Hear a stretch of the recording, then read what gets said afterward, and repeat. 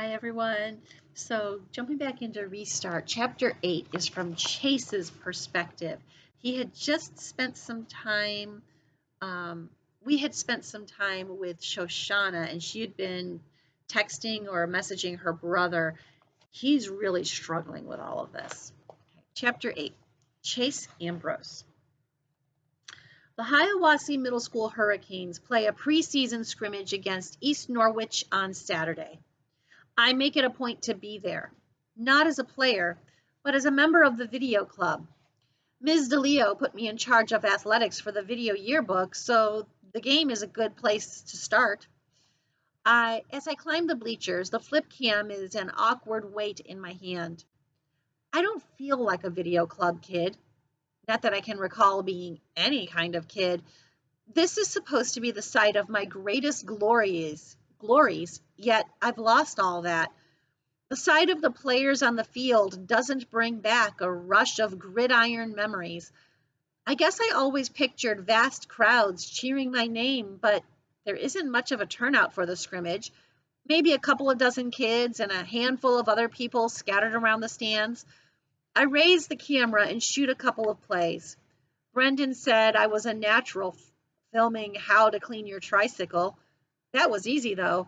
That stunt at the car wash was the craziest, funniest, most bizarre thing I've ever seen. I honestly couldn't look away. And since I was watching through the camera viewfinder, I captured the insanity from start to finish. It would be wrong to say I had the time of my life, since I can't speak for my life before the accident, but it was more than enough for Brendan to convince me that Video Club was the place for me. A foghorn drowns out the PA announcement broadcasting over the loudspeaker. Champ! Over here!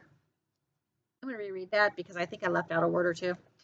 A foghorn voice drowns out the PA announcement over the loudspeaker. Champ! Over here! It's my dad, sitting in the fourth row with Helene. I never miss a game, he exclaims, assuring me that he was here on the 50-yard line week in and week out, all through the 28-year gap between his state championship and my own. Helene's turning into a real fan, too. My half-sister has set up an impressive array of dollhouse furniture on the metal bleachers and is playing with a couple of Barbies. As far as I've seen, she hasn't looked in the direction of the field once. For such a big Hurricanes fan, Dad sure doesn't seem to have any fun watching them play. The longer we sit, the darker his mood gets, blackening and lowering until it hangs over him like a line of thunderheads. Did you see that? He complains. The left guard is supposed to cut block on that play. Otherwise, there's no hole for the running back. Our quarterback doesn't see the field. He had a man wide open in the end zone. What kind of tackling is that? Did you used to tackle like that? I've never tackled like that. I don't remember anything about playing football, I tell him, honestly, zooming in tight on the huddle. So I have no idea how I used to tackle. Yeah, well, it was a lot better than that. You used to wrap up your man and bring him down properly. By this time, the Hurricanes are on the wrong end of a 24-7 score. It's funny. I've forgotten everything about my own football career, but I know the game itself. When I shoot footage of the action on the field, I get what the players are doing, or at least trying to do. Either East Norwich is all universe, or this year's Hiawassee Hurricanes aren't a team of destiny. I have no idea how good I am, but it's hard to believe that one person could make up the difference between these stumble bombs and last year's state champions.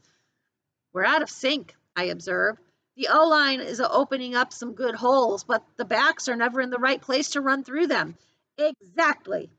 Dad slaps me too hard on my bad shoulder. That's what I always say. We've got the talent.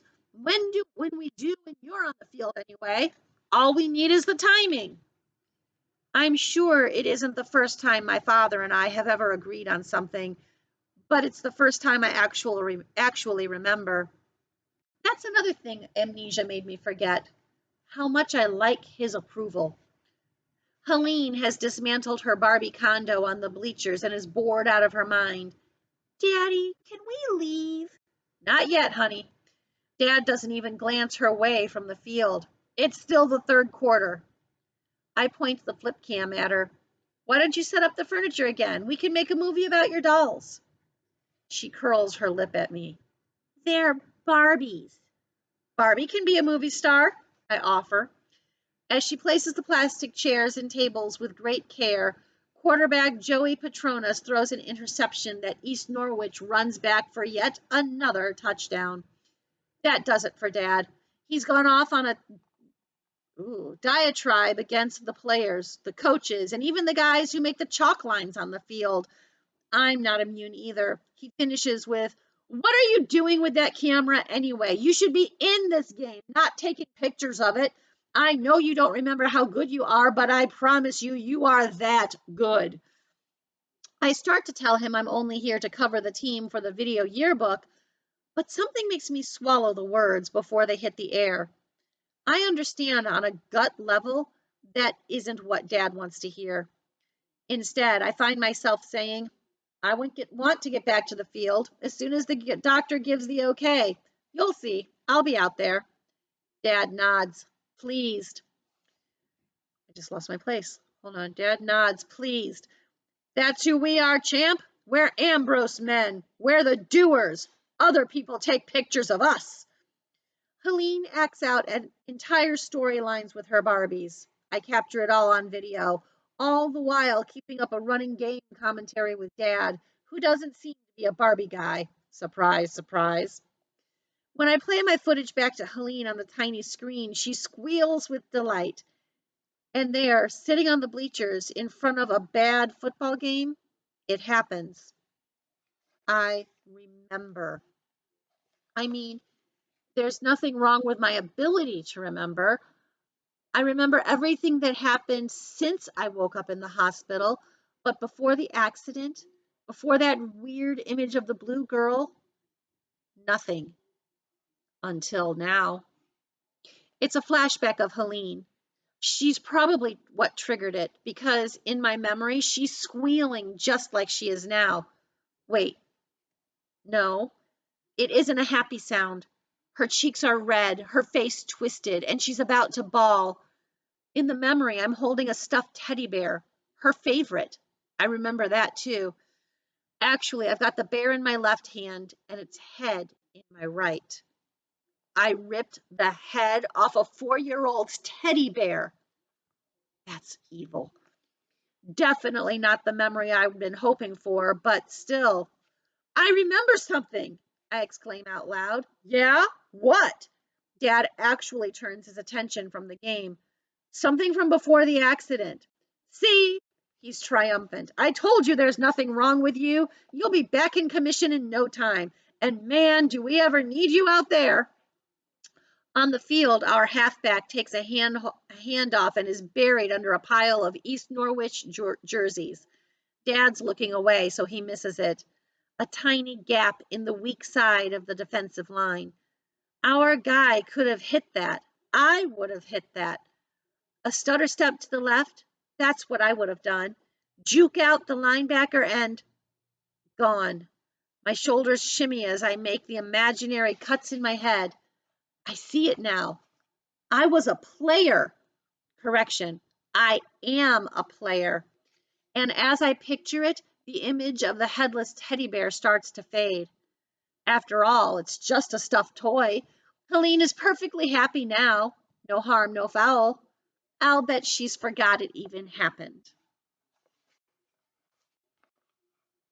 People may forget what you say and do, but they'll always remember how you made them feel. Do you think Helene remembers how her big brother made her feel the day he ripped the head off her teddy bear? Yeah, me too. The next chapter is also by Chase. I'll see you then.